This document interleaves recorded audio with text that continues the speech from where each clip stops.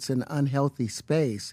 And so eventually you're going to go too far. You know, who knows what happened to Philip? Who knows what he had to do in order to get to where he was at? There's a lot of things that people do that end up sitting and they can't get over it. And they got to keep getting high, hoping to get it out of their head.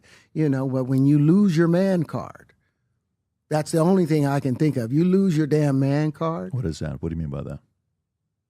You give up your ability, your right to being a man. A man don't take it. A man gives it. So when you give up that man card, you don't get that back. Are you saying what I think you're saying? No, I'm saying what I'm saying. You don't get that back. You come into this world as a man one time. You give up that right for anything. You lose some spiritual energy that has always been pushing through. Like if a woman gives up her womanly right of being a mother and taking care of her family. But when you give up your manhood, I've never seen somebody recover from it. That was all the people that went to the puffy parties. That was all the people that did all those things thinking that there was never going to be a consequence for what they were doing. Got punked out and pimped out by some greater desire. You shouldn't have a greater desire than being a man. So I believe that's a big problem with a lot of the actors out there because they get fluid. And next thing you know, once you go fluid, it's gone. You see some guys struggling with that. You see Bieber struggling with that. You see some of these guys struggling with that. They can't get it out of their head. They can't get it out of their head. The things that they did.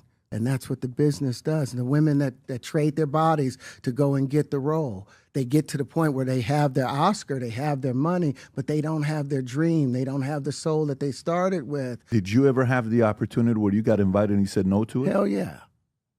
What was the consequences when you said no? Puffy invited me for weeks asking me to come and me to be his acting coach for a while.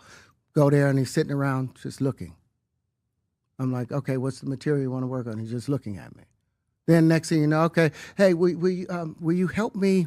I want to hear your music. So I come over there and I play the music. And he's sitting there just looking at me, like waiting. Okay. So then my assistant was like, you know, he wants to hang out with you next week. And I was like, for what? He's like, I think he's trying to fuck you. That's what my assistant said. And I was like, oh, okay. You know, when you approach a real man about his masculinity, you're going to get a real reaction back.